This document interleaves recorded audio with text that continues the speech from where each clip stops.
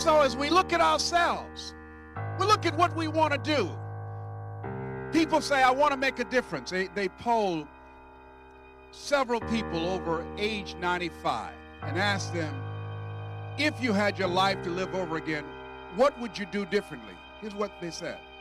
The majority of them said, I would spend more time reflecting. Just thinking about my life and thinking about what is it I want. Thinking about what is it that gives my life a sense of value.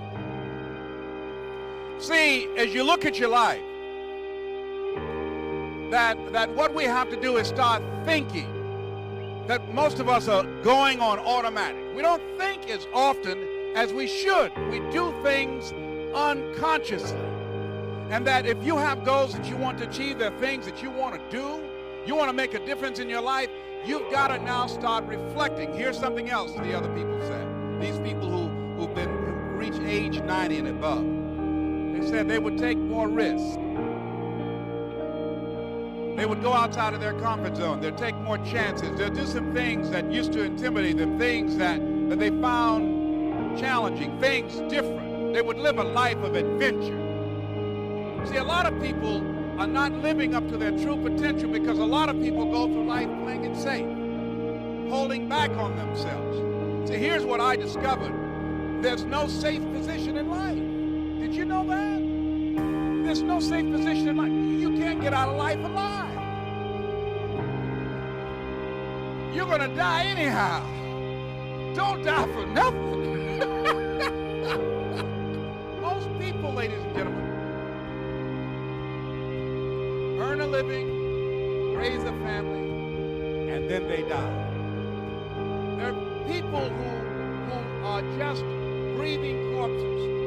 A person said that many people die at age 21 and don't get buried until they're 65. These are people that when they die, because their lack of contribution was so minuscule, their contribution was so minuscule, no one will miss them. They could be dead 6 or 7 weeks. What happened to John? Then you don't know. John's dead. Didn't make much difference. He didn't make much impact. But when a Mother Teresa dies, because of the impact that she has made with her life, people will hear and people will respond. People will miss her. She will leave a void. When you're living a life of contribution, when you're taking some risks, when you're deciding not to go through life following the crowd. Here's the other thing they said. That not only will they reflect more and take risks, but they said that they would leave something that will live on after they're dead. They want to leave a legacy. They want to make a contribution to life. That's where I am, ladies and gentlemen. That's why I'm here. I want to make a difference in life. I want to be to many of the young people that I saw out in the hall, or many of the young people that I saw last night when I was at Spelman College to see one of my daughters sing in the choir. I want to be to them what a teacher named Mr. Leroy Washington was to me when I was in special education, when I was identified as being educable, mentally retarded, and failed twice in school. And this man looked at me one day, and I was telling him why I could not do what he wanted me to do. He was a substitute teacher. He did not know that I was in special education, and he asked me to go up to the board to perform a task. Most of the teachers who knew me would never ask me. They knew I was dumb. They knew I did not know. They knew when I would sit in class and I would look embarrassed and try and look invisible when they were calling for kids to go up to the board to do something. They knew not to call on me. They knew that I would never raise my hand and say, look, I think I've got an answer here. They knew I wasn't going to do that because I didn't believe I had anything to contribute. See, I thought I was dumb. And so they thought I was dumb, and we had an agreement that I was dumb. No one rises to low expectations. They didn't expect much of me, and I didn't expect much of myself.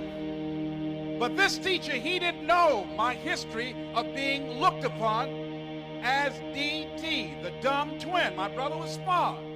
Because he did not know my history, when I said to him, and I tried to sell it to him, look, I can't do what you're asking me to do. Why? Sir, I'm not one of your students. It doesn't matter. Work the problem out, young man.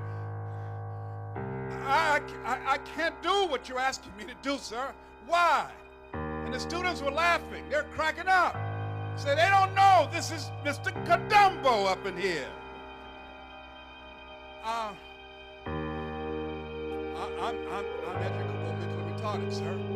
And he looked at me with bewilderment. He said, what are you talking about? He looked at me, he said, don't you ever say that again. Someone's opinion of you does not have to become your reality.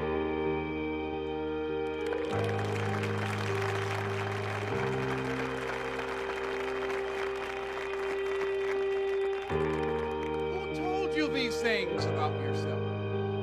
And more importantly, you don't have to accept that. You don't have to buy into that. This man's vision of me, this man, to look in his eyes as he looked at me like, I dare you tell me what I see before me is educable, mentally retarded. I dare you represent yourself that way to me. I don't accept that. I don't buy that from you. And even though I was humiliated, the kids laughed at me, and I took my seat. But as he continued to talk, when I left that room and I started walking across that campus, his thoughts rung in my head that I don't have to buy this. I remember the look in his eyes. He looked at me in the eyes of Goethe, who said, look at a man the way that he is, he only becomes worse. But look at him as if he were what he could be, then he becomes what he should be.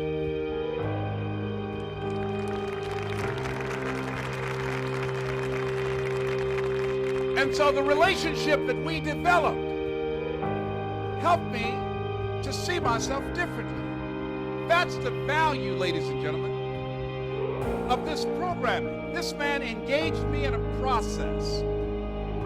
The first process that he engaged me in was responsibility. Mr. Brown, yes, sir, you want to be successful in life? Yes, sir. This is a usable world, young man. But if you don't use it in the right way, it's a cruel world. Take responsibility for your life, young man. Don't go through life being a victim. See, if we take responsibility for our life, then now you're not just living out the life that has been given to you. Dennis Waitley said in his first book about winning attitude, he said, losers let things happen. Winners make things